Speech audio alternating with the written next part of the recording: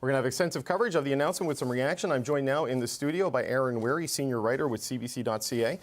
So, Aaron, the reports, the first from Bloomberg today, say that the government is going to change its tariff policy. It's going to drop the retaliatory tariffs as a way to sort of lower tensions with the United States. Now, there is obviously an internal economic cost to retaliatory tariffs, and they're an irritant for the United States. But this is going to be seen as a bit of a concession. What are your thoughts on what we're hearing so far today? Yeah, look, I think retaliatory tariffs have always been framed, going back to Justin Trudeau's time as Prime Minister, as our way, Canada's way of fighting back, Canada's way of sticking up for itself, Canada's way of making sure that the U.S. feels some pain for what it's doing. And so I think the first challenge for Mark Carney, if reports are accurate and he's planning on reducing tariffs or removing some of them, is to argue why this is the right thing to do right now, how this makes sense in the larger picture.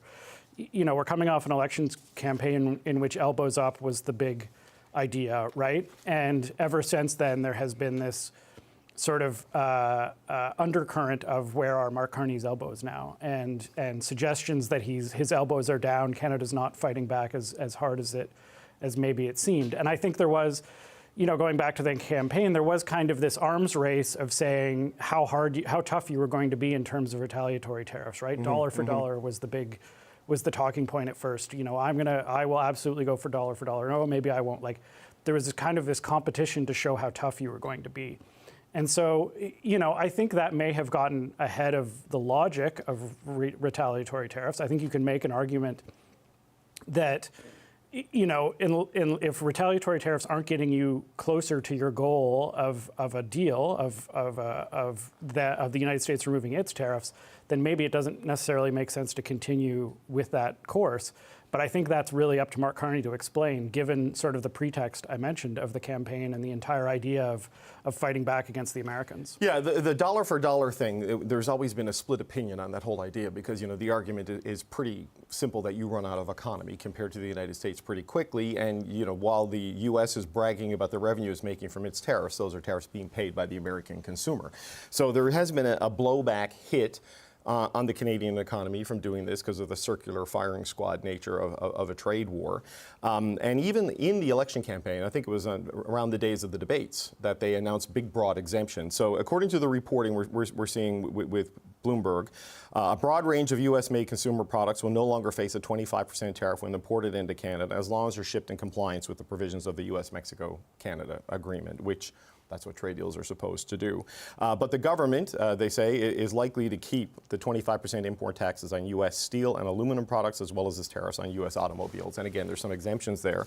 But it seems, if this is in fact the case, and my conversations, I've been on vacation, so I'm not as current as I usually am, Aaron, is that it's a shift from making the sectoral tariff fights the main issue and trying to lower the irritants or remove some of the irritants to move on to the bigger conversation about the CUSMA review, which is going to start next month, potentially, when the Prime Minister goes to Mexico to speak with Claudia Sheinbaum. Yeah, it sounds to a certain extent, based on the initial reports, I think that it is lining up to a certain extent with what the United States is doing towards Canada, right? This idea that they have tariffs, specific sectoral tariffs on steel and aluminum, but in the broader sense, if goods are compliant with CUSMA, then that doesn't necessarily, tariffs won't apply to those goods. I think that could be part of the argument, that we're just sort of lining our tariffs up with what the United States is doing. But again, it's a bit of a departure, or it would be a bit of a departure from the idea, I think, in the first go-round with Trump, when Justin Trudeau was Prime Minister, where the idea was, we're going to figure out all these tariffs we can apply to specific products in the United States. To inflict pain. That will target Republican politicians in their districts, which will inflict pain on the United States, which will make sure that they, have some incentive to move off of what they're doing. And we may be seeing the end of that strategy. It's been pointed out a couple times, well, more than a couple times in the last few months, that the only two countries that have responded to the United States with counter tariffs are China and Canada.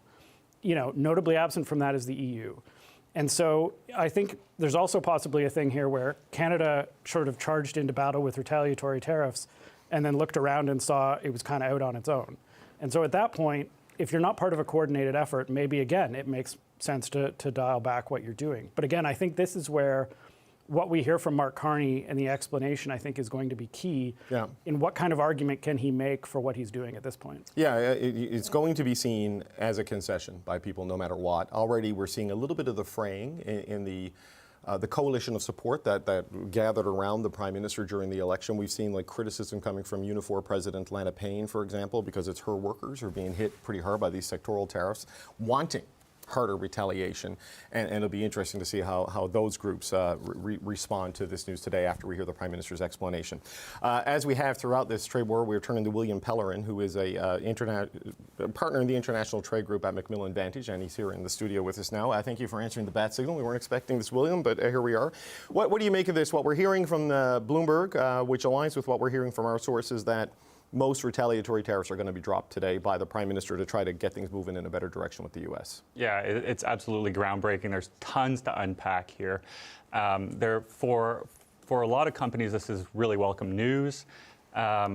Integrated supply chains. We've certainly been speaking with a lot of clients that have been seeking remissions on a lot of products that are subject to counter tariffs today that, in our view, ought not to be, right? And from baby car seats that are on the retaliation list that are not made in Canada to a number of other products that fall into that boat also. And so I think it's grounded in economics. The situation, if we keep telling the United States that a tariff is a tax on imports, and that it shouldn't, and it's harming the United States, works then both ways. The same has to be true on our side also, right? So if the idea is to not harm the Canadian economy, then a lot of these tariffs can go away. Now, I think it should not, and we're certainly seeing that there are places where they should not go away entirely, on steel, on autos, on aluminum, particularly given the recent expansion just on Monday of a number of steel tariffs that the U.S. has imposed on these derivative steel products now that are also captured, including things like semi-trailers that are on the list now that weren't caught before and are now counting as steel products. So I think it's about trying to find the right balance and recalibrating the retaliation that Canada has imposed. You say it's grounded in economics, but obviously it's going to be completely saturated in politics as well, right? And you know, especially with the election we went through and the recent re-election of Conservative leader Pierre Poilievre, who has been criticizing the Prime Minister for essentially the tariff situation just getting worse since the election rather than better. This comes, though, after this conversation between the Prime Minister and the President yesterday that had a productive and wide-ranging conversation, is what the official readout said. The leaders discussed current trade challenges, opportunities, challenge and opportunity, and shared priorities in a new economic and security relationship between Canada and the United States. That seems to be the signal of where Mark Carney wants us to go today, that as damaging as the sectoral tariffs are, the bigger prize, the bigger challenge is preserving the economic and trading and security relationship with the United States. Yeah, I think that's right. So it's a small concession in some ways to the United States. The United States has always been saying, well, we're treating you with a number of exemptions for the CUSMA origination, for example. And the way that Canada's counter tariffs were structured did not provide for a CUSMA exemption. So in many ways, our counter tariffs punched harder than some of the U.S. tariffs, leaving aside the sectoral steel, aluminum, autos piece. So we were counterpunching harder than the United States was hitting us. And I think that's what irked the United States administration and Secretary Lutnick, and he mentioned this multiple times. And so the idea here of saying, okay, well, we will continue to retaliate, but we will provide you the same exemption for USMCA originating goods or CUSMA originating goods seems like a recalibration. Reciprocal, essentially, to use one of Donald Trump's words. It's reciprocal tariffs, but it's actually reciprocal in this case. That's right, exactly. Yeah. Okay. That's right. All right, Karina Roman is joining us here at the big table. Karina has been, she has been hosting the show while I have been on my break. Karina, just what do you make of this? I mean, we saw when Katie Simpson was hosting the show, she had the U.S. Ambassador, Pete Hoekstra, on, who persistently makes the argument that the U.S. is the victim in this, over alcohol bans and different things. I don't think Canadians would agree necessarily. Mexico certainly wouldn't. But where do you think this goes politically here now? Because there has been a renewed level of criticism from the Conservatives as Pierre Poilievre comes back, and we expect to hear from the Conservative leader later today as well. And they will see this as another example for them to say this is elbows down, especially if, from what we're hearing, he'll get rid of the retaliatory tariffs that are not about CUSMA, but not increase necessarily steel, aluminum to 50%. So when we talk about reciprocal, not actually totally reciprocal, we'll stay at 25%. So if that move isn't made, then for sure there's the argument that this is an elbows down, even if this is about taking the long view. Because what I think has been hinted at by both the U.S. administration, but also the Canadian administration and the Prime Minister in early August, is there is now concern that while we have been saying, oh, we're not that badly off because of CUSMA, that this irritant would actually impact that review. And if CUSMA itself is in jeopardy, then that is the long game they don't want to see happen. So if this is some short-term pain and swallowing some humble pie in the short term to not jeopardize that very key deal, then I can see why they're doing it. Yeah, Aaron, it's weird that elbows and their location has become a metric of where foreign and trade policy is in Canada right now. But like, I get that was a campaign posture. You kind of got a bit of a reset with the Oval Office visit and then other things, and you know, you don't hold the position in April as, you know, things move to August, right? They changed, though, like it is a political choice they made, and there will be political consequences for it. But if you look at where things are at this point, the president has proven himself to be more and more and more intransigent on tariffs, right? You know, on a global perspective, just slapping it on, you know, every country and insisting on it and getting reciprocal deals with some G7 countries in the European Union in terms of like sort of choking it down to preserve some access. So, I mean, what's your sense of how a move like this, when Mark Carney gives his explanation, which we're hearing will be on the longer side, because he's got some stuff to say today. He's a very economical communicator, but this is something he's going to have to explain quite significantly. How do you think it'll be received? I mean, I think a lot depends on what exactly the Canadian public was expecting here, or what they think the barometer of success is. You know, if you go back 6 months ago, there was this kind of belief or part of the discourse that said, you know, the U.S., Donald Trump is using these tariffs as a negotiating tactic. He's putting them on other countries because he wants things. He doesn't actually, you know, he doesn't really want tariffs, or he'll have to back down because the tariffs will inflict pain on the American economy. I think we now have to kind of face up to the fact that no, actually, he likes tariffs. These tariffs are his consumption tax. Yeah, these are his GST yes. to get money for the federal government, right? That's exactly. What's doing here. He's willing to stick them on, and he's willing to live with the consequences. So I think, you know, the idea that we're going to get to a deal that doesn't have tariffs, I don't know if the Canadian public is quite there yet, but probably has to get to a point where realizes that's just not going to happen. I think, you know, to the political situation and the explanation he has to make, you know, it's the Canadian public has been so conditioned, and I think politicians have conditioned them to think about this in terms of toughness and in terms of how hard we can hit back on the United States, that I think that sets up a fair bit of pressure on him, not only to explain what he's doing today, but also to land in a place where he can sell the deal as the best possible deal that he could have gotten. Because, you know, the idea that we're backing down, or that we're, you know, removing tariffs now, or we're elbows down, that I think just increases the pressure on him to get to a deal that seems like the best he could have done. Because, you know, this is ultimately about economics, but it, you know, as you said earlier, there's a lot of politics here, and that's going to come down, I think, in the next few hours. And everything in the relationship with Donald Trump is an exercise in mitigation, right? You know, limiting the damage that can be done by whatever it is the U.S. president wants to do. The president is in Washington. He's supposed to have an event within the next hour, and I think our Ashley Burke is in Washington right now. Trump is due to speak at noon Eastern, so we'll see what he has to say. But the CBC's Ashley Burke is in Washington, and Ashley, I think you have some initial reaction from the White House. What do you got for us? Yeah, David, as you mentioned, Donald Trump is going to be speaking at noon. It's unclear if it's related to this or just a coincidence that the two leaders are holding press conferences expected to be at the exact same time. The White House now just released a statement saying that it welcomes Canada's move, which is long overdue, and it looks forward to continuing discussions with Canada on trade and national security concerns. Now, this is in response to that Bloomberg report that Canada is dropping some counter tariffs on the U.S.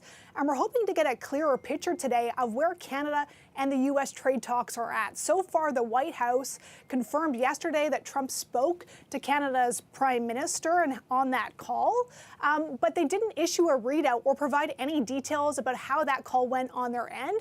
And until today, Trump really hasn't been talking about Canada publicly lately much. Leading up to that trade deadline at the end of last month, where a trade deal wasn't reached, he said he wasn't having a lot of luck with Canada.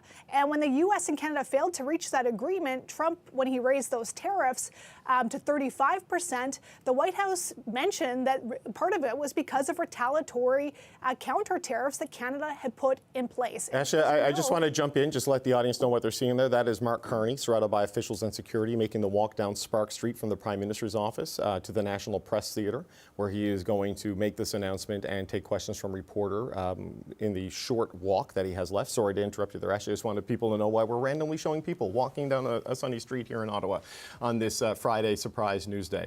So that's Prime Minister Mark Carney. I don't know if we can hear him, if he's saying anything other than pleasantries. He does not like to do media in an informal setting. He doesn't enjoy scrums and doorstops. Feels when he has something to say, he wants to say it in a more formal and dignified setting. So that's why he is going now to the National Press Theatre. So anyway, Ashley, sorry, just want to let the audience know what's going on. Back to you with what you're saying. Yeah, I would just say that Mexico, they didn't see tariffs increase like Canada did on that August 1st deadline, and they're one of the countries that didn't move forward with retaliatory tariffs on the U.S. So that's a difference, and there was a lot of questions at the time whether or not the reason Canada got hit the way it did was because it had moved forward with countermeasures. So from Washington here today, we're hoping to get some more clarity as well from the White House about where trade talks are at. I was at the State Department yesterday when the Foreign Affairs Minister Anita Anand met with the Secretary of State Marco Rubio. They didn't take questions, and that conversation, we're told, wasn't about trade, but we're hoping to see if there's signs of, it sounds like there's new signs of life of those trade talks and really where they're at. Yeah, it will be an interesting press conference from the Prime Minister. Ashley, I know you're going to be watching the Donald Trump event. Even if he's not scheduled to speak about these things, the President of the United States sometimes does speak extemporaneously about these things. William Pellerin, I wonder with the reaction from the White House, that they feel this is a good move, and long overdue, to use their phrase. There has been an effort to get the U.S.'s attention on this, to get movement on this, propulsion on this. Donald Trump is dealing with the Middle East. He's dealing with, he's dealing with Ukraine. He's dealing with the takeover of police forces in major American cities. So he's a kind of a scattershot agenda guy.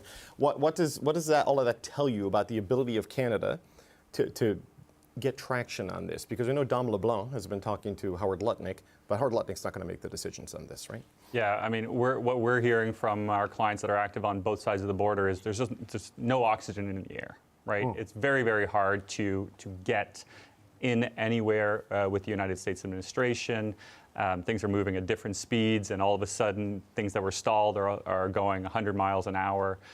So just getting on the agenda right now is a positive for Canada because, and I've said this about Mexico that we were just talking about. Mexico obtained a 90-day relief, for example, from a further escalation in the tariff.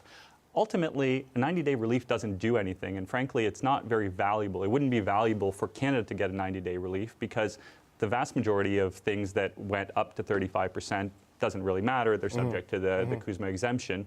And what we really need is a deal with respect to the sectoral tariffs, like steel, aluminum, and autos. And that's the big prize here, because no other country has obtained any relief on any of those sectoral tariffs, right? So the EU didn't, Japan did not. And so that's really the key here. And if we can get the attention of the US administration and through a defense and security agreement and through dropping some of our counter tariffs, actually get to that big prize of having the United States drop those sectoral tariffs in part or completely against Canada. That's a major win. That knocks it out of the park. Right. Okay. The Prime Minister's speech has been placed on the lectern, which is a sign that his arrival is imminent. Karina, just to quickly get you in, you fully knowing, I may have to stop you if the Prime Minister comes out. Those sectors that William talked about, steel and aluminum, Canada may have a lower tariff rate compared to other countries because of the CUSMA exemptions, but the exposure, because of the integration, is just enormous on a nominal value and on jobs. And it's those sectors in particular that are acutely vulnerable right now, and that is the prize to get something moving there. Absolutely. That's what they've been saying, too. When you talk to those sectors, that's why they've been calling for upping the tariff, because it's galling to suddenly have your access basically cut off to the American market, but they're still able just at a 25% tariff, and they feel the inequity. And we've already seen the layoffs, and we've already seen the slowdowns, and we've heard the dire warnings that if that continues for too much longer, those industries which are really key to other industries as well, they're in trouble. And that's why we saw that sort of aid package, Aaron, the restructuring package that the Prime Minister came out with, closing the Canadian market to dumping of steel and surging of steel imports, to get around the U.S. tariffs, and really recognizing you need to reorient that industry. The auto sector, I don't know how you do it. That's a whole different thing. But I remember talking to the Mayor Shoemaker of Sault Ste. Marie, where Algoma is the major employer, and he's worried about that town becoming a Rust Belt town if this doesn't get resolved, because that steel operation, it just won't work. Yeah, I mean, I think there's probably lots of support for reorienting and diversifying and those sorts of things, but they can't be done overnight, and they are going to take a lot of time. And I think further to what you and William were talking about, I think there probably has to be some realization that we're dealing with an American administration that is not losing much sleep over the impact on the Canadian economy, and is not worried about alliances, is not worried about bad feelings, and is not going to be swayed by, arguments about the harm that's being done to Canada or bad feelings towards the United States. And so, we'll see where this lands, not only today's announcement politically, but also, I think, in the long term, what kind of, trade deal we're even looking at long term. But I think the onus, maybe to repeat myself, the onus is on Mark Carney to, I think, explain today's move in the larger context and why this makes sense, given all we've heard over the last few months and years about the value of retaliatory tariffs. Yeah, we are standing by to get that explanation from Prime Minister Mark Carney. You're looking there at a live shot of the National Press Theatre here in downtown Ottawa. Prime Minister Mark Carney is going to announce, according to reports and indications we've gotten from sources, that the government will change its tariff policy on the retaliatory tariffs to align more closely with U.S. measures. It's expected to basically remove the retaliatory tariffs on a broad range of goods that are compliant with the Canada-U.S.-Mexico trade agreement, though the government is expected to keep its 25% import taxes on U.S. steel and aluminum products, as well as tariffs on U.S. automobiles. The key sectors of the Canadian economy most directly and most acutely targeted by President Donald Trump, with almost a predatory zeal, saying that his goal is to have all car manufacturing in North America essentially moved inside the continental United States, which of course would be a great threat to the Canadian auto sector, which grew up hand in hand as an integrated industry with the American auto sector, but which has been targeted directly by President Donald Trump. This announcement from Prime Minister Mark Carney comes one day after he spoke by phone with President Donald Trump. A call, we're told, initiated by the President. There is the Prime Minister's staff walking in to the National Press Theatre, so we can see the key officials getting into place. No doubt they were listening in on that call between the President and the Prime Minister that Mark Carney initiated, which the Prime Minister described as a productive and wide-ranging conversation with the President of the United States. There is Mark Carney making his way in. The leaders discussed, according to the Prime Minister's office, current trade challenges, opportunities, and shared priorities in a new economic and security relationship between Canada and the United States. This announcement, this news conference, seems to be a significant step in that move towards whatever that new economic and security relationship will look like. Here's Prime Minister Mark Carney. We'll hear it from the leader of the Canadian government himself. He will be making an opening statement, after which we will go to the room for questions. One question and one answer. If you are in the room right now, you are already on the list. See you have to push. There it goes automatically. Thank you, Ms. Robson. Throughout our negotiations with the United States on a new trade and security relationship, the objectives of Canada's new government have been constant. First, to protect Canadian workers and their families. Second, to reinforce the competitiveness of Canadian businesses. And thirdly, to build the strongest economy in the G7. Our negotiations with the United States have been taking place as the U.S. has been in the process of fundamentally transforming all of its trading relationships. This new U.S. trade policy has several motivations: to raise tariff revenues, to protect strategic industries, to encourage foreign investment in the United States, and to change trade and non-trade policy in U.S. partners. And to these ends, the United States has announced a series of trade actions. Those began near the start of this year with the so-called IEEPA tariffs against Canada and Mexico based on U.S. concerns about the border and fentanyl trafficking. Those were quickly followed by reciprocal tariffs on every U.S. trade partner and very high sectoral tariffs applied globally on strategic industries, including steel, aluminum, autos, and copper. The United States has also imposed substantial trade actions on the Canadian lumber industry. Now, in recent weeks, the United States has agreed a series of trade deals with a variety of countries. And these deals have several aspects in common. First, baseline tariffs that cover a broad range of goods and services that are substantially higher than those U.S. tariffs that existed before. In fact, the average U.S. tariff rate on the world has jumped from just over 2% at the end of last year to almost 16%, 8 times higher, 16% currently. Those trade deals with other countries also have limited or no relief from those sectoral tariffs in those strategic industries such as steel and autos. They include substantial commitments by the U.S. trade partners for investments in the United States and significant unilateral trade liberalization measures by U.S. trade partners. As a result of these developments, the breadth and the depth of the changes in U.S. trade policy have become more fully apparent. Specifically, under the new U.S. approach, countries must now buy access to the world's largest economy through a combination of tariffs, investments, unilateral trade liberalization, and policy changes in their home markets. Now, as in previous trade disputes, Canada has implemented a series of retaliatory tariffs. Their objectives have been to protect Canadian workers and businesses and to incentivize a negotiated settlement with the United States. Few other countries followed suit. In a positive and very important development earlier this month, just a few weeks ago, the United States reaffirmed a core commitment to our free trade agreement, CUSMA, by reinforcing that those Canadian exports to the United States that are compliant with that agreement, that are compliant with CUSMA, will not be subject to U.S. IEEPA tariffs.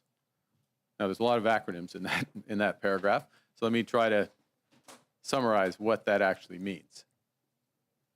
As a result of that decision by the United States, the actual U.S. tariff rate on Canadian goods is 5.6%.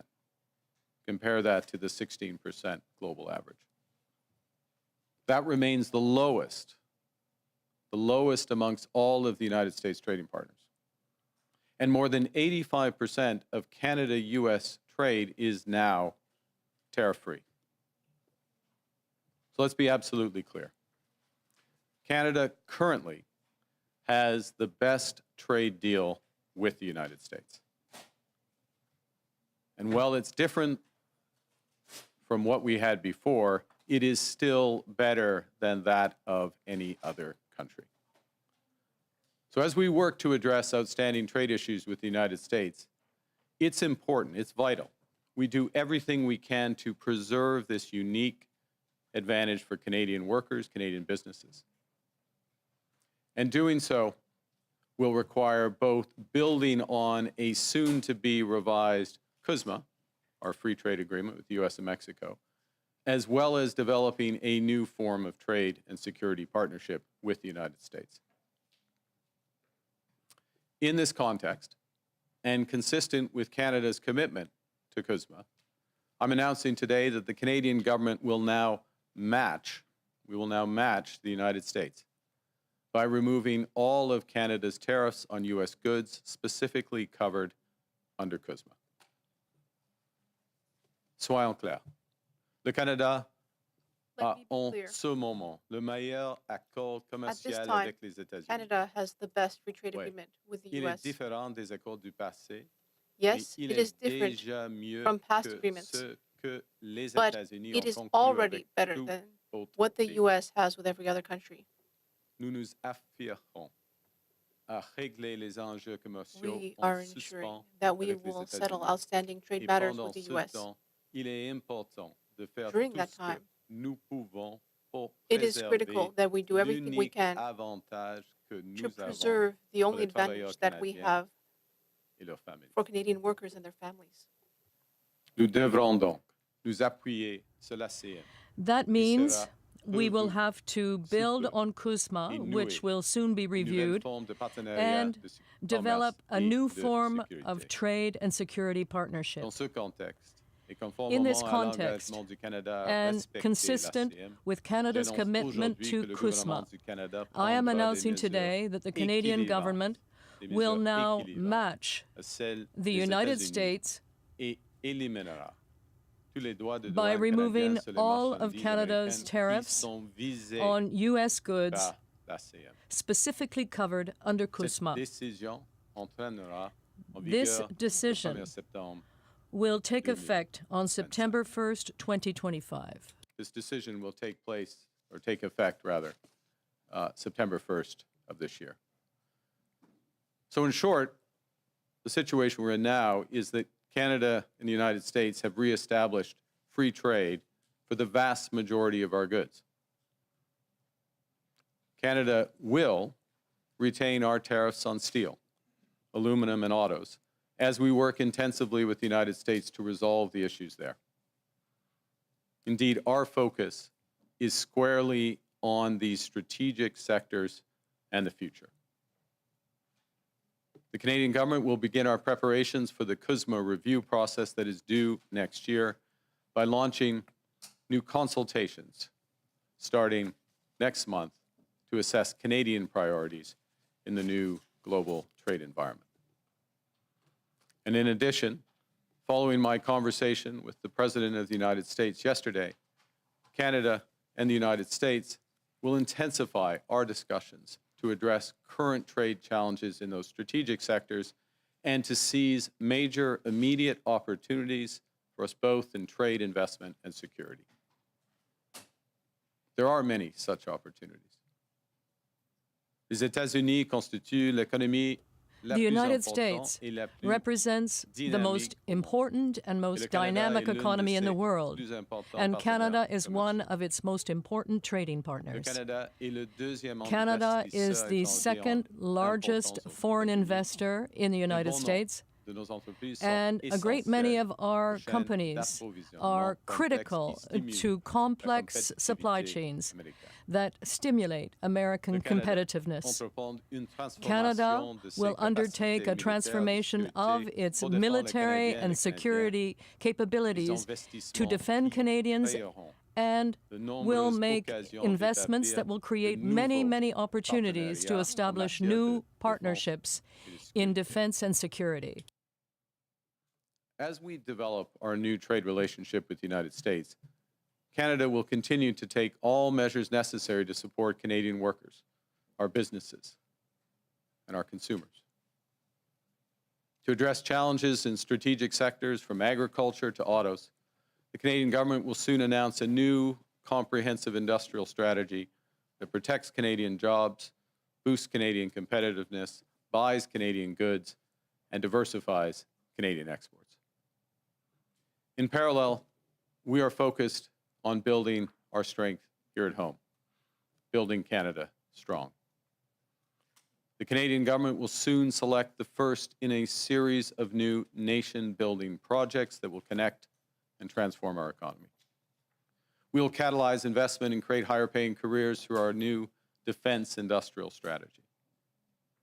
We'll transform Canadian strategic sectors that are being severely impacted by U.S. trade. We'll work to double the pace of home building in Canada, and in the process, create a new Canadian housing industry.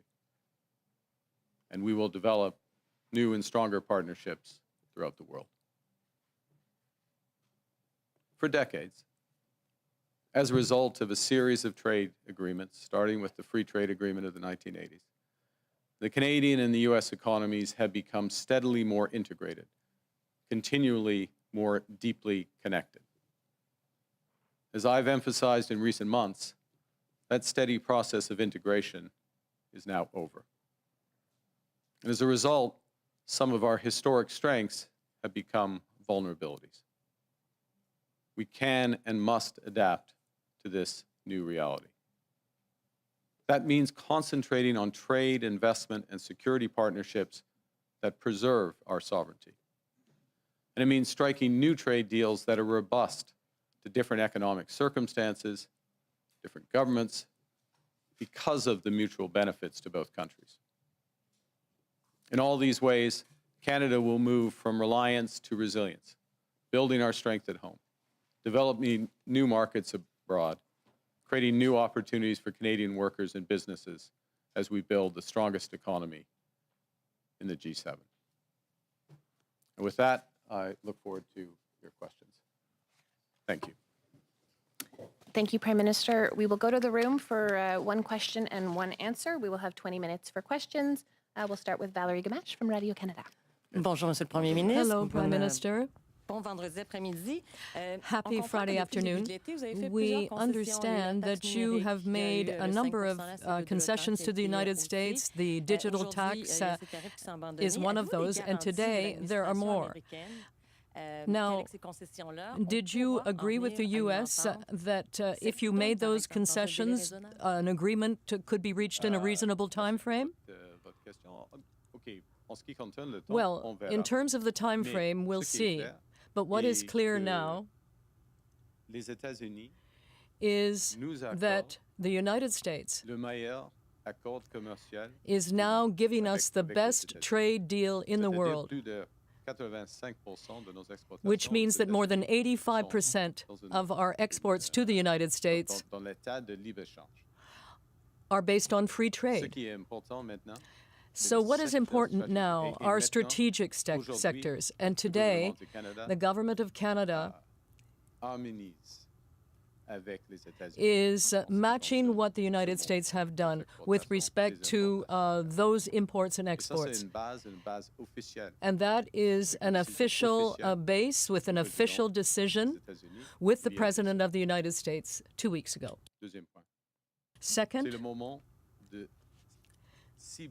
now is the time to focus our efforts on strategic sectors: aluminum, steel, auto, lumber. And there is now an opportunity to reach an agreement, a strategic agreement with the United States, a trade and security agreement with the United States in relation to those strategic sectors. Prior to the review of CUSMA, because the CUSMA review will take 6 to 12 months, perhaps even 18 months. We'll see. So now is the time to resolve the situation in relation to those strategic sectors. Je pensais qu'on avait juste ça. And on steel and aluminum, those key sectors, what is your message to people working in those industries now? Well, today, we are retaining those tariffs, the tariffs on steel and aluminum from the United States. We have just implemented a number of initiatives with respect to the steel sector, including liquidity for businesses and capital, in order to strengthen their competitiveness the competitiveness of those businesses in Canada. We have introduced new supply programs involving supply of Canadian steel and measures affecting workers in the steel industry. I made an announcement about that about 3 weeks ago. And in early September, we will be introducing an industrial strategy affecting all sectors that are now being hit by those tariffs from the United States. nous soutenons maintenant. So Nous allons. we will support those industries. We will support the workers in those industries. And there is no doubt about that. Kyle Duggan, the Canadian Press. Mr. Carney, thank you for taking our questions. Your critics are going to say that this is an elbows down approach, that you're backing down to Trump. What are you gaining by dropping these tariffs? So the first thing to say is, let's be clear. We have the best deal of anyone in the world right now. We have the lowest tariff rate on average, a little over 5.5% versus that 16% average for the world, and in many cases much higher. We have that confirmed in an executive order of the president a few weeks ago. It's important that we preserve that. It's important that we preserve that. Well, we focus on two things: the strategic sectors, steel, aluminum, autos, lumber, and we focus on the upcoming review and likely changes to CUSMA. So we are matching something the Americans have done here first. Okay? And it's very significant, it's unique, we get the benefit. The second thing is, and I'll take your analogy. And I have played some hockey over the years. And there is a time in a game, in a big game, and this is a big game, when you go hard in the corners, your elbows up. The time in a game where you drop the gloves in the first period and you send a message. And we've done that pretty uniquely in the world. We happen to have the best deal with the Americans right now, I'd note. But there's also a time in a game where you want the puck, you want a stick handle, you want to pass, you want to put the puck in the net. And we're moving later into the game, and we're at that time in the game. And that's where the engagement is. Thank you. And the German government says that you're going to Berlin next week. Can you tell us why you're going to Europe and what you're hoping to accomplish there? I'm very much looking forward to meeting with the Chancellor, members of his cabinet, a number of German businesses next week, next Tuesday. And it's picking up on discussions that we have had since we first met in Rome and in April. Subsequently at the G7 and along the way, about how we can deepen our economic and security partnership with Germany, how we can turn the opportunities that exist already under CETA, our free trade agreement with Europe, but also across broader areas, and how we work and develop those. So I have a broader delegation with the Minister of Natural Resources, for example, will be there. The Minister of Defense will be there. The Minister of Industry will come as well, because there's a broad range of areas from critical minerals to energy and defense and security where we are intensifying our discussions with Germany. Many opportunities. As I say, it started in the spring, moves with this meeting. We have a good partnership. Canada has a good partnership with Germany. It's been built up over the years, but it can be much, much better. And I'm confident that with this Chancellor and the focus of our government that it will be. Thank you.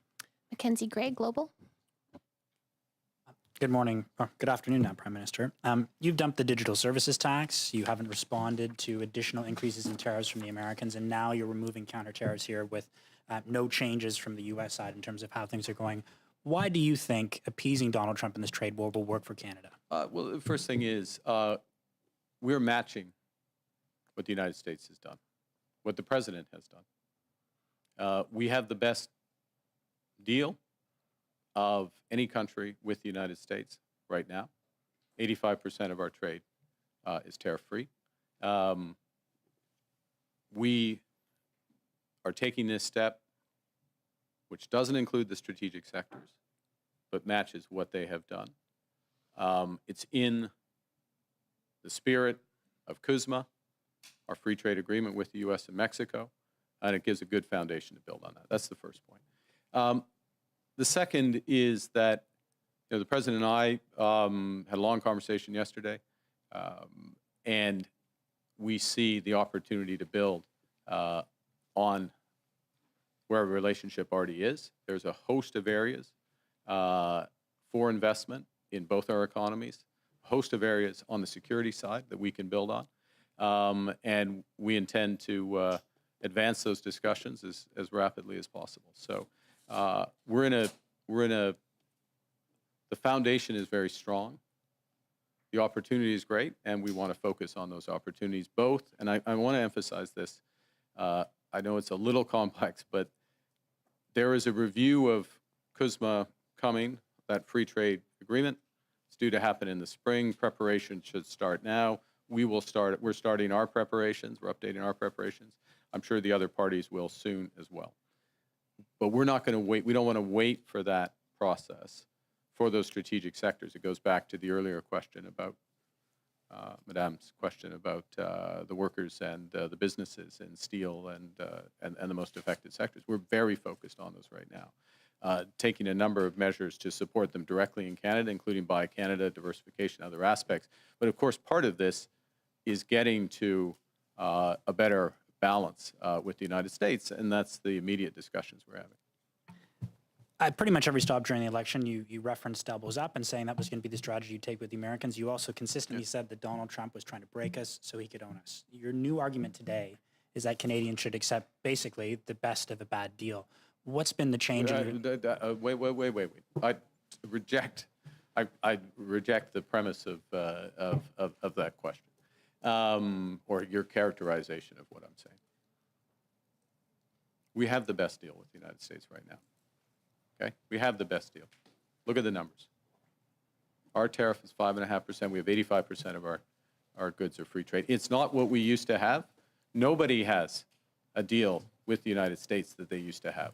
Nobody does. They have fundamentally changed. It's their right. We respect it. They have fundamentally changed their trade policy. They have new objectives. And they haven't just talked about those objectives. They put in place tariffs, and they have signed a series of trade deals, including with the European Union, including with others, that have put those into effect, okay? So we're in a position where we have held out, not signed a deal that we don't agree with or that we don't think is in the best interest of Canadians, but and focused on, and we will remain focused on those strategic sectors to the best interests of Canada first. Of course, America will focus on the best interests of the U.S. But we do so from a position where we're respecting, with this decision, we're respecting our agreement with the United States, and we are matching what they have done. That puts us in a good position for the next phase of these negotiations. Rachel Haynes, CTV. Hi, Prime Minister. Hi. Rachel Haynes from CTV. I'd like to ask you a little bit more about what you're saying about this matching the U.S. deal or what U.S. has put on Canada. In fact, it's only matching the goods under CUSMA, but in other areas, we're not matching the U.S. at all. They have 50% tariffs on our steel and aluminum products, but we only have 25% tariffs in return. Are you going to raise those tariffs to match that? We're not raising those today. We've matched the tariffs on autos, similar structure as the U.S. We do have a difference between our tariff on U.S. steel and our tariff on U.S. aluminum. Those are part of the intensive discussions that we're underway right now. Is that something that you'd look at in the future? And also, we will look at. I'll give you three questions. I'll give you a short answer to that, which is that we'll look at everything. We look at our industry both in terms of how we support their retooling, their investment in the industries, liquidity for today, helping their workers, buying Canadian, diversifying markets, but of course trade policy, including with the United States, is part of that. But we're engaged in discussions with the United States about exactly those sectors. And that's what we want to advance to the benefit of our workers and our economy. And I'll make this extra follow-up quick. very quickly. You're talking about this putting us in a good position in the next phase, presumably the CUSMA negotiations. But as other people have pointed out, we've already folded on the digital services tax. We're taking away these counter tariffs. How is this a position of strength going into those negotiations? We're in a position First off, I'm in the negotiations, so I have a sense of how the negotiations are. This puts us, and directly the conversation the President and I had yesterday, is that we'll be following up in short order, he and I, on the progress on our discussions. So the teams are engaged, re-engaging on this. This helps accelerate that. Look, but it's a negotiation, but there's no guarantees in these things. But the basis of this is we're matching what the United States has done. Okay, we're matching what the United States has done. We're putting ourselves in a position which is consistent with CUSMA, right? And that both clears away an issue with the U.S. The longer it goes on where we're not matching what the U.S. has done. And the U.S., the carve-out, what they call the USMCA carve-out, but it effectively is this free trade for 85%. They just made that official. I mean, 2 weeks ago, they just made that official with the executive order. So we're responding to that. It's obviously, in our judgment, the right thing to do so we can focus in on those strategic sectors exclusively and also be consistent with CUSMA, where there is going to be, CUSMA in a very different trade environment is going to look different. And what we need to do is to make sure we're focusing in areas that where it's the mutual benefits are very clear. So in other words, the arrangements in strategic sectors are mutually reinforcing. They're mutual benefits. So the agreement supports it, but the economics drives it. And that's the way we move forward. Thank you. So we have time for two more questions. One will be English, one will be French. We'll start with Olivia Stefanovic from CBC. Do you have any assurances from the Americans that this will kickstart negotiations? Did President Trump specifically say that in his conversation with you? Yes. And what do you say to premiers who have called for stronger retaliatory measures against the U.S.? Yeah, look, let me say something general, and then I'll be more specific, which is that I want to salute the premiers, and particularly those, some provinces are affected more than others because of the sectoral nature of these tariffs. And I want to salute those premiers for the collaborative way we've been able to work together and the focus on the workers and the businesses themselves. And there's a combination of support for the workers and businesses, such as we provided in the steel sector, liquidity, capital, by Canadian at the federal level, at the provincial level, across, and working in collaboration, for example, in steel with the province of Ontario. In the end, what we all want is to make sure for those strategic sectors that they get fair access to the U.S. market. And what we're doing, again, is matching what the U.S. is doing. That's fair. It's fair to match what they've done. And it puts us in a better position to focus in on exactly those sectors, work for it. So sometimes, to go back to the earlier question, yeah, you drop the gloves in the first period. When you're late in the game, dropping the gloves and taking the extra penalty might not be the best thing to do. And that's the situation we're in now. And our last question will come from Olivier Boisé from TVA. Bonjour, Monsieur le Premier ministre. Hello, Prime Minister. You say that we have the best agreement in the world with the United States, but Mexico also has CUSMA, and they got a 90-day period where the tariffs would not apply. So it seems their situation is better. Well, the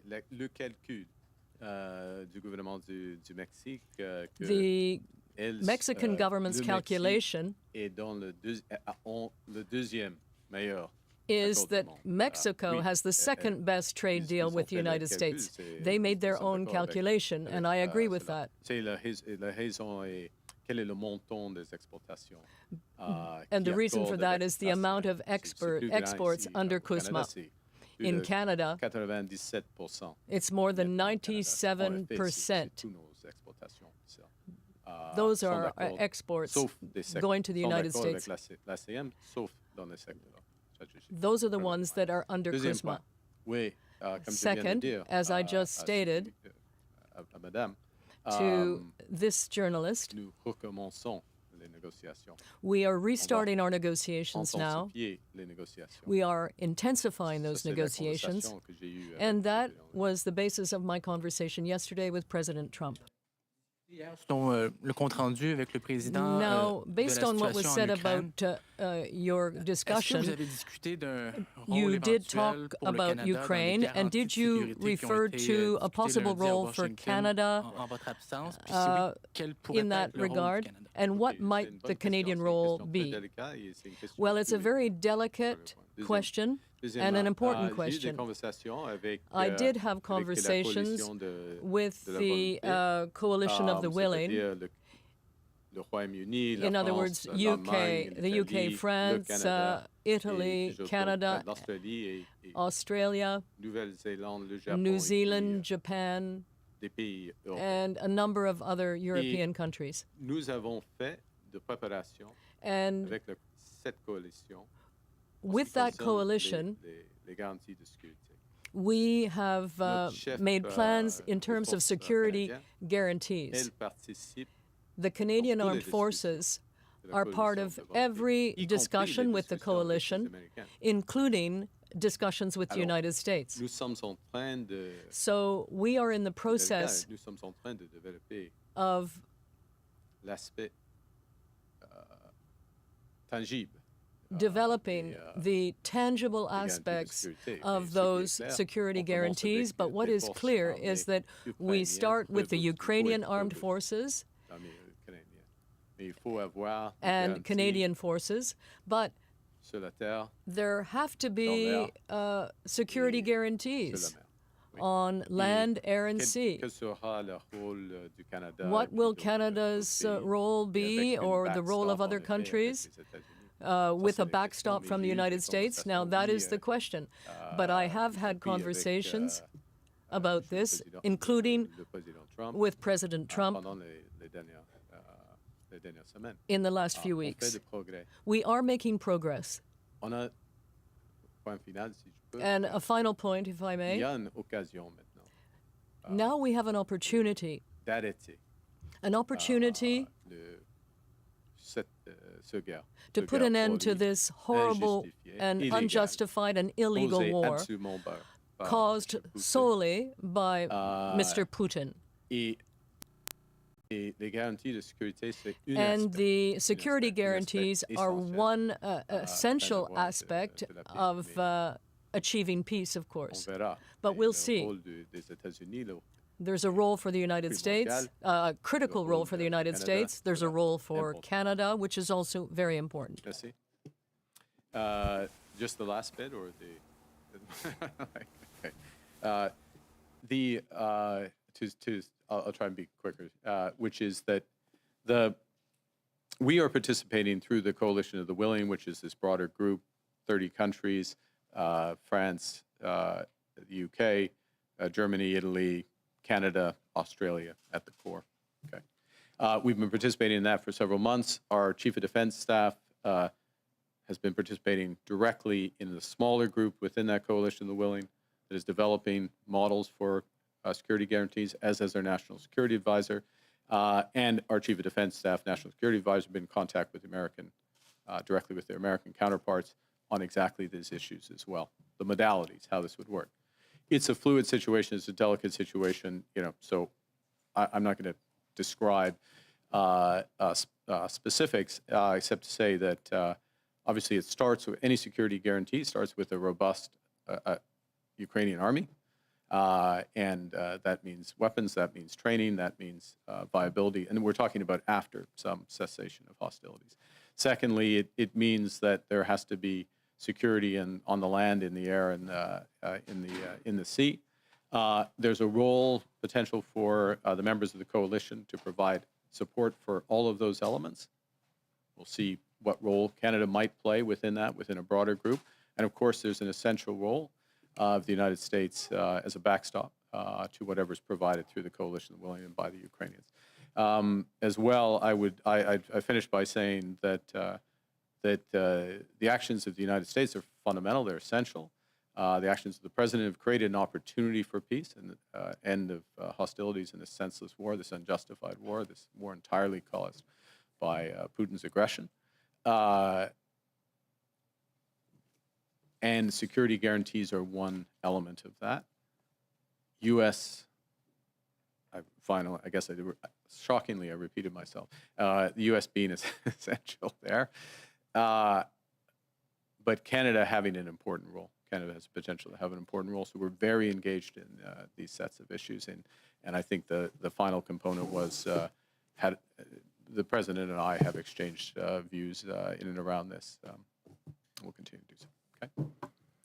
Thank you. That concludes today's press conference. Thank you very much. Merci beaucoup.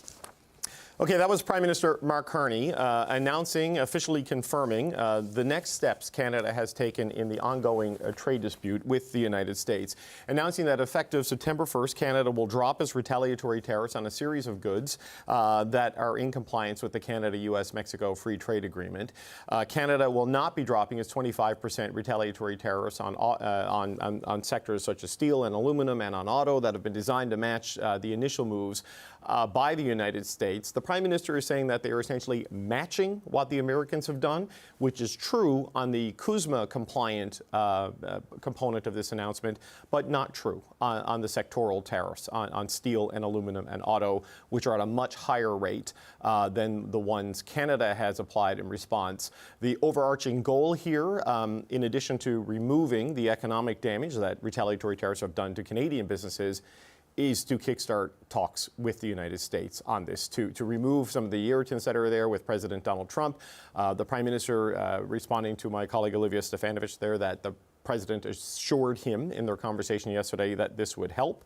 So dropping retaliatory tariffs September 1, arguing that Canada still has the best trade deal in the United States in the world, which is true, but it is unquestionably, by September 1, a worse trade deal than Canada had on January 1, and a trade deal that has gotten worse since the April 28th election and the May 6th meeting in the Oval Office. But here we are. We're going to get a quick reaction from our panel. We're here talking in this. William Pellerin is a partner with the International Trade Group with Macmillan LLP. Karina Roman and Aaron Weary of the CBC are here with me. William, let's start with you there. I mean, yes, it is the best access to the United States compared to everyone else because Donald Trump has been a wrecking ball to global trade. But Canada is worse off and more exposed than it was, and more exposed than basically everybody else. So what's your reaction to what was said there today? Yeah, and this was going to make winners and losers. Like any major announcement, there are people that are businesses and consumers that will feel this in different ways. So winners, overall importers, people that bring product into the country, consumers that will benefit from lower priced goods by not having the U.S. tariff applied, those come out ahead today. Manufacturers in Canada come out behind because that tariff on their U.S. competitors is now dropping. Mm-hmm. And so this is a widespread kind of recalibration of the trading relationship that we have. Overall, I think it probably helps with the negotiation dynamic that the Prime Minister has with the President and allows us to kind of go for the big prize, which is dropping those sectoral tariffs, right, the steel and aluminum tariffs that we're after. Does this make sense, given the way this has played out to this point? I mean, there's so many complexities to trade. I won't pretend to be an expert on it, although we sometimes play one on television. From your perspective, is this a logical, sensible move, or is this a capitulation of some of the questions we're framing in? No, I think this is the logical continuation of where we've been. The Prime Minister a few weeks ago announced that the right move in some circumstances would be to drop tariffs. So we kind of saw this, it was foreshadowed, and frankly, it makes sense given the dynamic. So there are certainly parties that will be upset here. Some parties will benefit. On the whole, I think going after that big prize is worth it. Reopening the relationship, allowing the supply chains to move more freely is important. I think it'll come down to how many of those U.S. businesses can actually meet these new rules that we've imposed, right? So we're reciprocating. They're going to have to meet these North American content rules now. That's going to take a lot of time, so that the change doesn't actually have much of an immediate impact. It'll take some time for that impact to be felt. But otherwise, I think it's in line with what we've been hearing from the Prime Minister for some time now. Okay. Look, the reaction on this, the Canadian Federation of Independent Business, we welcome Ottawa's decision to drop some of its retaliatory tariffs, a step in the right direction, take some pressure off small businesses.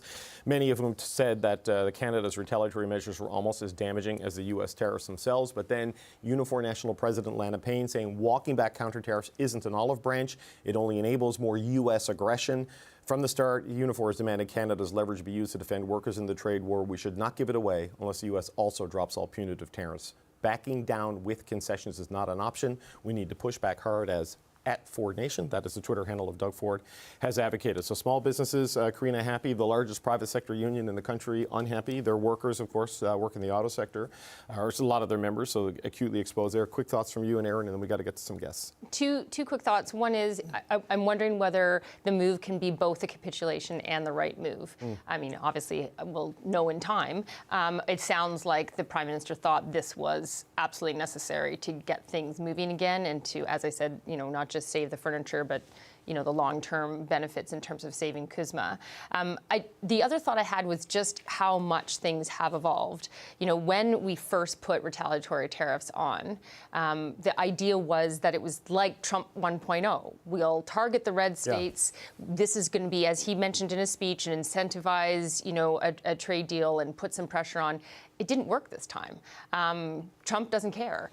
So the evolution is, the government is clearly learning that we're dealing with a whole different Trump here, far more intransigent on tariffs, and therefore the game will have to be played differently. Yeah, it's the same man in the Oval Office, but it's a very different administration, even more so than the first one, because a lot of the more moderate mainstream officials, they're just not there this time. Aaron, your thoughts on this, and I want to get to Laura Dawson, who's standing by. Yeah, look, because apparently we can only understand things in terms of hockey analogies. There are a lot of tortured hockey analogies. You heard the Prime Minister try to square this idea of elbows up or elbows down, and his argument becoming that there's I can't believe we're doing this, but there's a time to drop the gloves and send a message, I believe was his words, and there's a time to get the puck and try to score and pull the goalie eventually, who knows, something right? like that. I think, beyond the hockey analogy, I think that's the argument, is that retaliatory tariffs may have made sense a few months ago, but now I think the Carney argument is they don't necessarily get us any closer to what we actually want. Or maybe they aren't advancing that argument, so let's try this different tact. And I think that's the argument he's going to have to make and to the Canadian public, and he will, I have no doubt, face criticism in the next few hours that maybe he's not living up to the elbows up idea that we heard a few months ago. Yeah, it's going to be a day of hockey and anatomy analogies, because that's apparently how we do trade politics in this country. Let's bring in Laura Dawson now. She is, of course, the executive director of the Future Borders Coalition. Laura, we appreciate you jumping on. What do you make of this move by Prime Minister Carney in response to what's happening with the president? Yeah, hi, David. I think it's absolutely the right pivot at the right time. I'm going to move it away from the hockey analogy and go to the running bear analogy. The CUSMA relationship is Canada's most important commercial advantage. And it is not necessary that Canada retains free trade with the United States. What is necessary is that it retains preferential access to the United States better than what everyone else has got.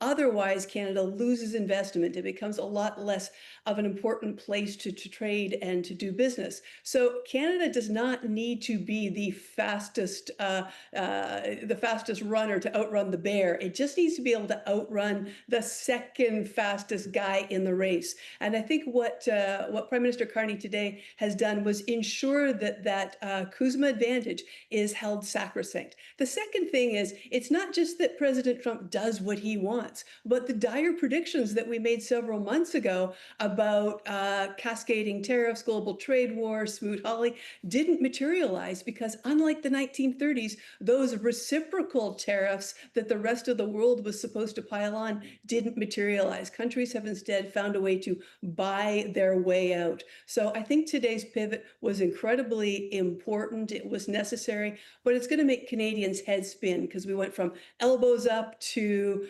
a more defensive maneuver. Right. I mean, the buying your way out of tariffs is an interesting concept that has had some unflattering comparisons, right? There's this notion that the sovereign wealth of foreign nations are being drawn down on like an investment fund by the United States and their conditions. But I appreciate your point on maintaining preferential access to the market and preserving the CUSMA advantage.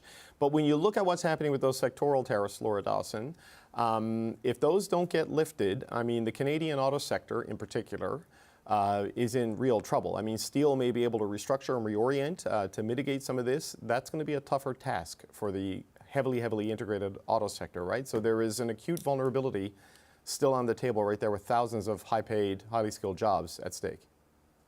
Yeah, I think that the announcement today clears the way to focus on those sectoral or sensitive tariffs, as the Prime Minister said. And one of the important things about each of those sectors is they're highly integrated. There are protagonists on both sides of the border who are doing business together. So a lot of those sectors do have the ear of the president in a much more direct way. So I think if we can reduce some of the signal noise and just focus on the things that are high value, high importance, that's a good strategy for moving ahead with this White House. Another really important message I heard from the Prime Minister today is, thank goodness they're going to re-engage with Canadians on consultations for the CUSMA review. They hadn't planned to do that previously, and I think there's a lot of Canadian sectors who want to get their voices heard and to help bring a very fulsome approach to what happens in this CUSMA review. I know you've got to go, but Laura, I want to squeeze in one more question if I can. There was this part where the Prime Minister talked about him and the President agreed to, basically jumpstart things and move faster and bring an urgency to their talks.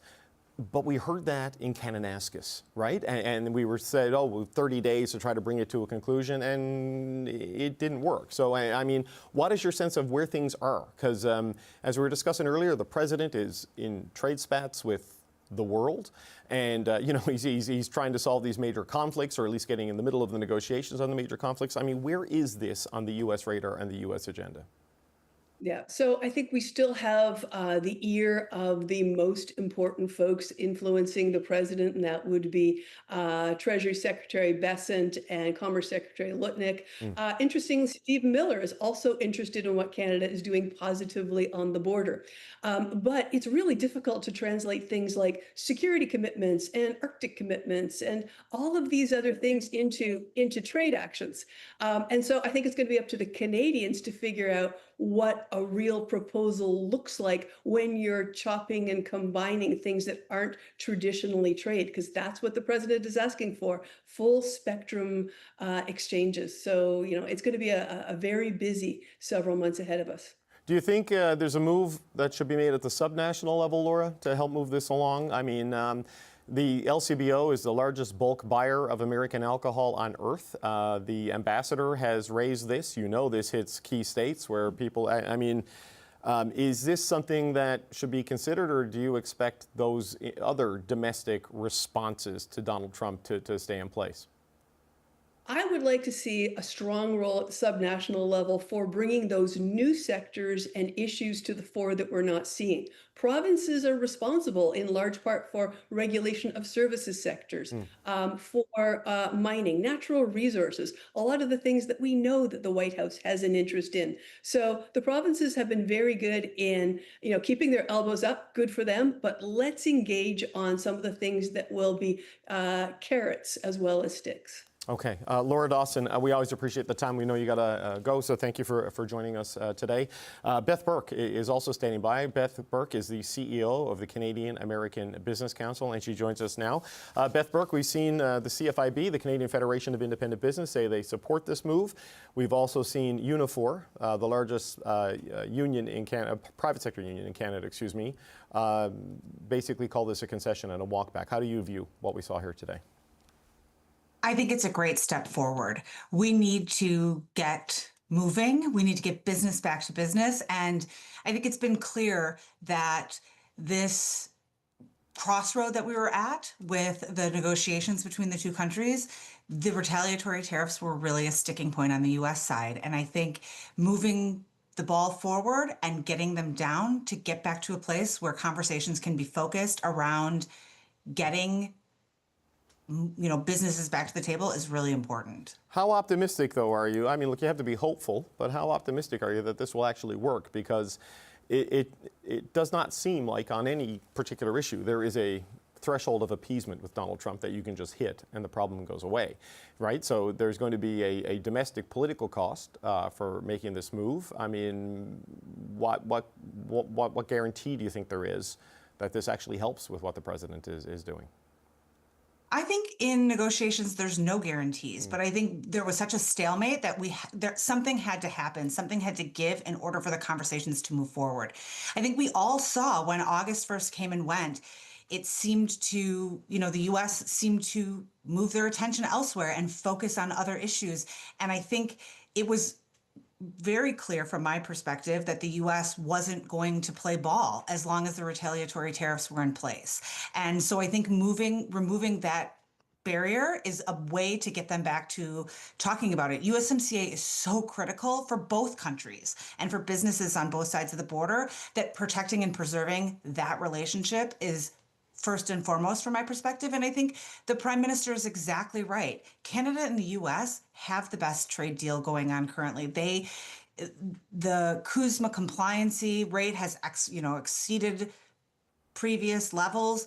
We are in a place where businesses are trying to meet these thresholds because it is so special and it is so important, and we need to keep looking at those places to keep moving forward. Being at a stalemate and impasse was not doing anyone any good. Right. I do take the factual point that the trade arrangement is still better than everybody else, but that's largely because the president has done so much damage to everybody else that it's a relative scale. Canada is in a worse position than when we started this year, and then when we started the spring, and then when we started the summer, and as we start the fall than we were. But maybe everything is a mitigation exercise when dealing with a president like this.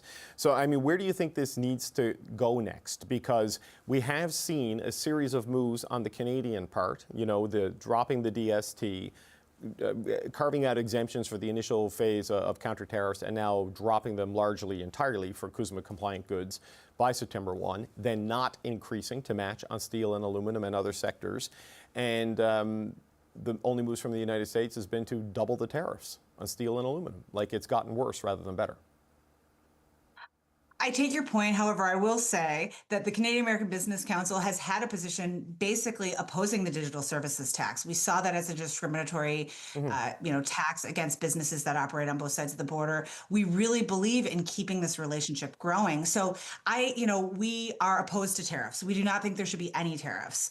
I think free and fair trade is the most important thing. So removing the retaliatory tariffs is one step to getting to address the other tariffs that are in place and to focus on the sectoral tariffs in a more nuanced and focused manner. And engaging businesses on both sides of the border and echoing the voices and the sentiment is going to be a huge part of that.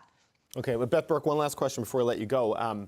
The goal, obviously, is to get the tariffs removed entirely in all areas. But when you listen to the way this administration speaks about tariffs, they brag about the revenue it's bringing in. $150 billion is the latest number I've seen on social media, arguing that other countries are paying it rather than American importers are paying it, sort of spreading that fabrication to their population.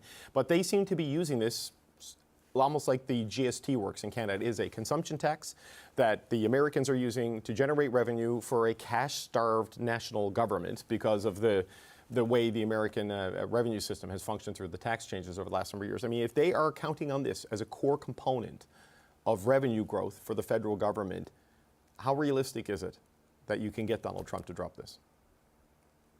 Well, you make really good points. And I think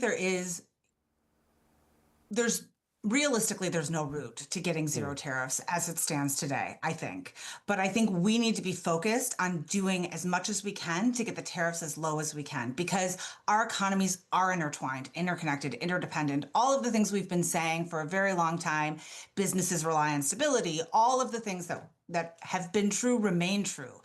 A thriving U.S. economy is good for Canada, and a thriving Canadian economy is a good thing for the United States. And so recognizing that and doing everything we can to take the barriers down and to keep the movement happening between the two countries, to keep the economies growing, is going to be critical. Okay, thank you very much. We're going to get back to the panel, but we appreciate you joining us today. We've got William Pellerin, the partner in the International Trade Group with Macmillan LLP, the CBC's Karina Roman, and the CBC's Aaron Weary. William, business groups, who represent people who want the retaliation to go away because they have a financial interest in that, are in favor of this move. What do you make of what we just heard there? Yeah, I think that's a really important point because a lot has been said and discussed about the political element in all this. Like, is it true that by dropping some of our retaliatory tariffs that the Prime Minister will have a better sense of negotiations and be able to move that forward? But I think that's missing the key point here is that there's a lot of folks, even if that goes nowhere, even if the negotiations do not advance with the United States, there are parties that will benefit significantly from the reduction of the counter tariffs. Right. And that, the Prime Minister didn't get into that, but consumers, you and I buying orange juice at the grocery store will now no longer have to pay a tariff on that orange juice, and a number of other products that are currently subject to retaliatory tariffs. So I think there are a large number of groups that will be happy here. Consumers will be happy. And that pocketbook issue, to many, will probably come down and help the Prime Minister down the road if the economy stays strong, right? So if we're saying that the U.S. Is imposing a tax on its importers, then the same is true for us. But Karina, you're right on that, and this is the circular firing squad nature of it all. But the challenge of this is that, going back to the point I think you made and Aaron made very early in our coverage here today, is that we all initially took this as a negotiating play. It doesn't seem to be that way for the president, right? This seems to be a revenue play for a cash-starved government that wants to cut taxes for Americans to keep their buying power whole as they deal with higher prices, and to get revenue from the federal government in a way that it doesn't show up on your receipt or your bill, so they bear the political costs. And that is a more difficult thing to deal with than if it was simply leverage. And I think that's why you heard from the Prime Minister today hints at what has changed in terms of how the government sees what cards we have to play. So putting aside hockey analogies, in terms of that whole, Donald Trump certainly likes talking about what cards you have to play. You got a sense from the Prime Minister there that cards are now not so much about the stick, but the carrot. Maybe, if we can offer benefits in terms of a new security partnership and buying into that kind of Golden Dome. Yeah. And these sorts of measures. Or right? even lesser than that, but maybe not quite as big as the Golden Dome, but maybe the Golden Dome as well. Maybe that's a card. The other cards he's talked about is, okay, we're not at this point equaling the tariffs on U.S. steel and aluminum. He did try and frame that as a card we can still play. So they've clearly readjusted how they see what is a carrot, what is a stick. I think the criticism politically is going to be what is appeasement that will get you results, and what will appeasement be that just leads to more appeasement. And because I don't think anyone can answer that, because Donald Trump hasn't shown us yet the limits to which he needs to be appeased, it does seem to just go on and on and on. So, Aaron, I guess charitably you could argue there has been some result in that the CUSMA exemptions do broadly apply, going in both directions. So, like, the vast majority of trade remains preserved. But those sectors are so critical and so vulnerable and being so heavily damaged, like the job losses in the auto sector and in steel. Aluminum's doing a bit better, but the persistent stuff and the doubling or the increasing of things on lumber, these are core industries spread across key parts of the country that are still getting absolutely hammered. And the response today, it is more process. I don't say that to be dismissive, but that's what it is, right? They're going to, what is it the Prime Minister said, will intensify our discussions. I mean, we did hear that in Kananaskis. It seems like a redrafted version of that. Yeah, I think you can entirely understand if you're in the steel sector or the auto sector, Lana Payne's response. I think you can entirely understand the frustration today by the Prime Minister's announcement. And I think the only way, or the way that this announcement today may end up being judged is whether it gets us, or seems to get us closer, Canada closer to a compromise on steel, aluminum, and the auto sector. But I think you said it earlier, like, the idea of these retaliatory tariffs was that they were leverage. They were our way of forcing a compromise. And I guess you have to then ask, were they still leverage at this point? Were they still forcing us closer to a compromise? And if they weren't, then is there any logic in continuing down that road? I think the other thing that stood out in the Prime Minister's comments, and he's said this before, but he continues to emphasize it, is that we're in a different world now. You know, the United States has taken a completely different approach to trade, to other countries, to the world. And, you know, our strengths, I think his phrase was our strengths, meaning I think the connection with the United States have become vulnerabilities. And I think that's, you know, both the long-term issue here that really needs to be dealt with, that really needs to be the focus. And I think the other piece of it is that we're learning that hockey analogies don't really account for what we're dealing with. It's not quite that simple. No. And that, I think, is the challenge, is to win that, is to deal with that situation, and whether the Prime Minister can get to some kind of, you know, not necessarily peace. I don't think we're getting to a world where there aren't any tariffs, but get to a place where the tariffs are at least lower than they currently are in those sectors. And that's, you know, I think how moments like today will ultimately be judged. Yeah, the president is speaking right now in the Oval Office. He is talking about the FIFA World Cup. He is wearing a red hat that says Trump was right about everything on it. If he speaks about Canada and the tariffs, we will bring you that, but that is not what he is doing right now.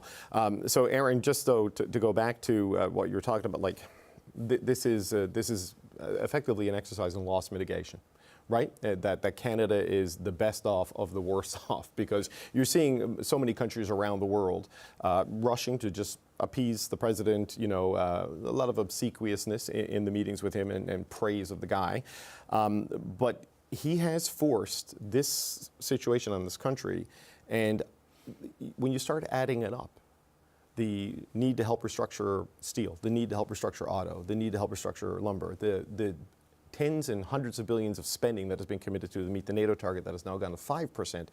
It is an enormous financial, societal, and structural toll that has been imposed on the United States' historic allies because of the whims of the president. Yeah, and I think that's the bigger argument that the government is probably going to have to press in the next, 6 months, say, is that this isn't necessarily about a trade deal. This is about a different world, different paradigm that we're dealing with. And I think, some of the feeling of crisis that you had kind of in the spring, I think it feels a bit like it's dissipated. The president doesn't talk about the 51st state anymore.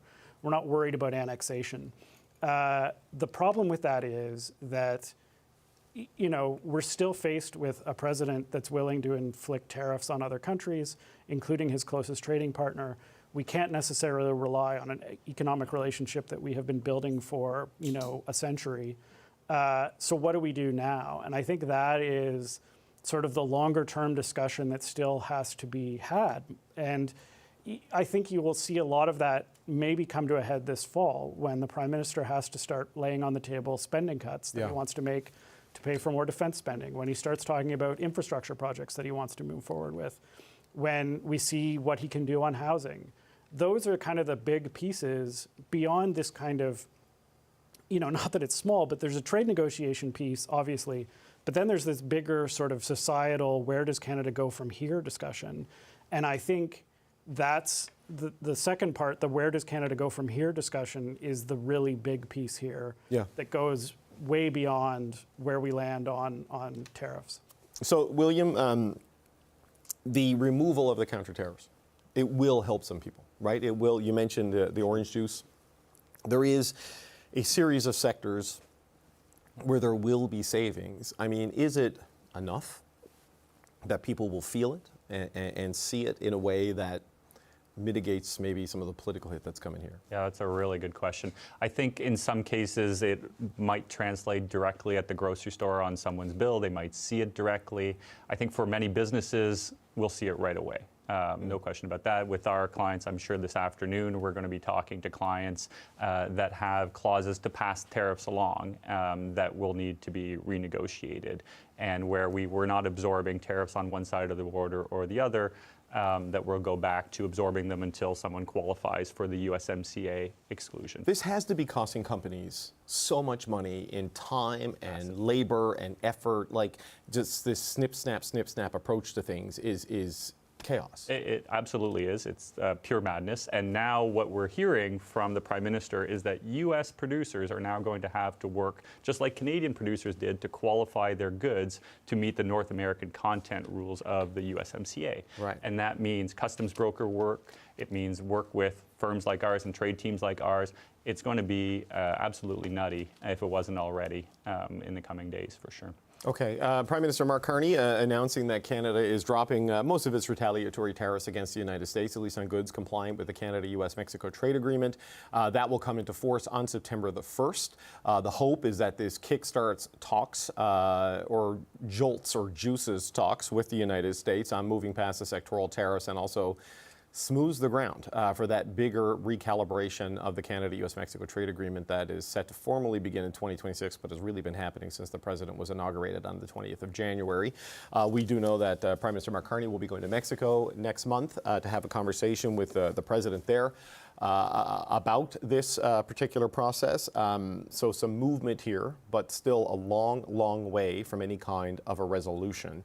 A lot of people are hoping to see this resolved because it is costing time and money and creating uncertainty. Dennis Derby is the president and CEO of the Canadian Manufacturers and Exporters. Dennis, obviously your members, your sector, they've got a lot on the line in all of this. What do you make of this move by the Prime Minister today, seemingly in an effort to smooth things over with Donald Trump in some way and get things moving in a better direction? Well, first of all, I think if in fact that's what happens, that's a good step, because remember, we're still under the gun on those Section 232 tariffs, including an extra 407 different products on Monday. So let's see that this actually will be that step towards getting out from under those and of course, renegotiating USMCA. It's impossible to know, isn't it? Dennis, like, you know, it seemed like in Kananaskis that things were going to move into a new phase and, you know, a new vibe and things might move. And here we are in August. It hasn't moved in that direction in a material way. Well, right. I mean, we've had, you know, we dropped the digital services tax. We've now dropped some of our counter tariffs. At the same time, the U.S. has increased tariffs on the manufacturing sector. You know, and the latest group were products that were tariff-free up until Monday or up until the announcement. So yeah, right now it's unclear, but we really hope that this is going to make that difference. And ultimately, if it doesn't make that, if we don't start seeing some relief in terms of the negotiations between Canada and the U.S., well, industry will be looking for some more support. Yeah, I mean, it's tough to know where the negotiations are going because, well, I don't know if you're at the table, but I'm sure not at the table. And the Prime Minister was saying today that he's in the negotiations and pushing back against reporters on these things. But in terms of this dropping of the counter tariffs here in Canada, for your members, what does this mean for manufacturers who might be bringing some goods in and exporters who might be looking to get back to a more normal relationship with the American industrial base? So, of course, a large majority of goods already travel tariff-free. In this case, we understand we're keeping the tariffs on steel, aluminum, and automobiles in, you know, vis-a-vis the U.S. But yeah, for some manufacturers who were paying a tariff to bring some goods in or parts in, that will help. But the effect is still right now for the manufacturing sector, especially in central Canada, which is really where the steel, aluminum, and automobile sectors are based, are still facing a fair amount of extra costs and a lot of pressure on their businesses. So like we said earlier, let's hope that this is a precursor to getting out from under those in whatever way that happens, hopefully through the renegotiation. You know, we've been discussing, Dennis, how a lot of people in the initial stage of this trade war, trade dispute, whatever you want to call it, this disruption, is that Donald Trump saw tariffs as a form of leverage to extract concessions, but it's become increasingly clear they view tariffs as a form of revenue generation, and that it's going to be a feature, not a bug, of this administration. So given that, I mean, how optimistic are you that Canada can get back to where it was, or do you accept that we're just going into a new stage in our relationship with the United States, Canada, and all the other allies that they trade with, where there is going to be a cover charge to do business with the United States of America? Well, it seems as much. It seems that from now on, or at least with this administration, there is some, you know, free trade is not zero. It's some level above zero, and all we can do is try to minimize the impact on Canada, especially since we are part of their supply chain. The one thing that Canadian manufactured goods being tariffed into the U.S., cause is inflation in the U.S. because so much of what we sell are those intermediate goods. There was some analysis from people like Francis Donald and others, Dennis, that the U.S. industries, the hope was that by the start of the third economic quarter, where we are, that the U.S. businesses and job market would start really feeling the pain. But there's been some analysis done that they've just stockpiled inventory so much to get ahead of the tariffs. We saw high growth numbers in the U.S. in Q1 as people did that they've built themselves some resilience from their own policies, and they can ride this out maybe longer than the rest of us. What's your sense on that in terms of the ability for this to go on, and maybe into 2026, rather than have it resolved by the end of 2025, as a lot of people were hoping? Yeah, we've been looking at the numbers as well and trying to figure out, there is some softness in production forecasts in the U.S. and there is a lot of inflation, especially in the metals area. But you're right, a lot of companies, stocked up, so to speak, but that eventually those will run down and eventually will hit consumers. But, I don't know how long it's going to take or how long before American consumers really see the impact when they buy things. Okay, Dennis Darby, we appreciate the time. Thank you for joining us on short notice. Okay, before we bring back in the panel, a reminder of how Prime Minister Mark Carney is framing today's announcement. There is a time in a game, in a big game, and this is a big game, when you go hard in the corners, your elbows up. The time in a game where you drop the gloves in the first period and you send a message. And we've done that pretty uniquely in the world. We happen to have the best deal with the Americans right now, I'd note. But there's also a time in a game where you want the puck, you want a stick handle, you want to pass, you want to put the puck in the net. And we're moving later into the game, and we're at that time in the game. Okay, welcome back to Coach's Corner. We're not, Karina, the hockey analogies are in surplus today. But however you explain it, this is a shift by the Government of Canada, by the Prime Minister in their approach and position in trying to resolve this with the United States. We've seen the reaction from Alana Payne that it's a bit of a concession, a capitulation, a backtracking here, though some businesses are relieved to see it. Politically now, we're going to hear, we think, sometime this afternoon from the newly re-elected Conservative leader, Pierre Poilievre, and you can see where he'll probably go with this. I mean, it is complicated what is happening here. I mean, what sort of vulnerability does the government find itself in dealing with this now? I think part of the vulnerability is because politics is so much about setting expectations. Mm-hmm. And during the election, you can't get into the complexities of what was really probably facing the country, even to what Aaron was saying in terms of, yes, trade is part of it, but this is a realignment on so many fronts. So really all we heard during the election was elbows up and a simplification of, this is going to be a tough fight, but you didn't get into the complexities. Now we're dealing with the reality of what is likely going to be what Canada faces. And that's where it's difficult now for Mr. Carney, the Prime Minister, to alter and frame things so that it doesn't look like he's set people up for expectations that he cannot meet. And that's where the opposition can certainly dive right in and say, you said this, and it's not transpiring, even if I think everyone knows that, of course, it was going to be more difficult than perhaps people had hoped it would be. Yeah, solving a challenge like Donald Trump is a very difficult task, Aaron, but you can see now, you go back to there's been a series of inflection points here, right? The inauguration, Liberation Day, the election, the Oval Office meeting, and the G7. And the hope was to have at least the sectoral stuff resolved by now. And it's not, and Canada is now going to head into the CUSMA review process, and you're going to see the Prime Minister and the government getting squeezed on dairy quotas, for example, and supply management, because Trump constantly brings that up because of Wisconsin dairy farmers and their frustration there. And without these big issues solved, a whole other set of big issues are going to drop right on the agenda. Yeah, and when, trying to measure how the Prime Minister and the government are handling this, we are a bit limited and we don't know what they're saying no to behind closed doors. We don't know what they're being presented with and what they're, perhaps refusing to sign. Although the move they made today would seem to suggest that, things weren't going anywhere and they needed to be kind of jump-started. I think a lot for the Prime Minister depends on what Canadians had in mind, or at least a plurality of them, when they elected him Prime Minister. were they electing him because they thought he would be super tough on the Americans, or were they electing him because they thought he was the right person to manage these negotiations?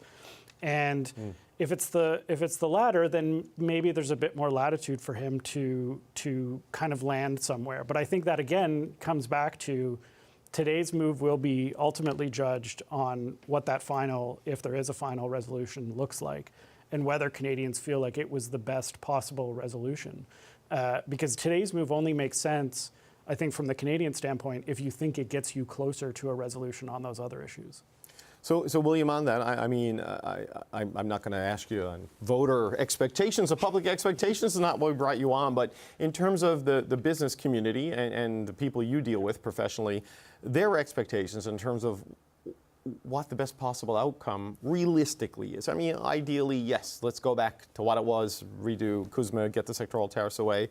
Just what do you think the business community's expectations are here on what's achievable? Yeah, that's a very difficult question because we have clients that want different things depending on the sector, of course. So last week, as of Monday, as Mr. Dennis Darby said, the U.S. actually expanded the list of goods that are subject to steel tariffs to cover things like semi-trailers that Canada ships to the United States.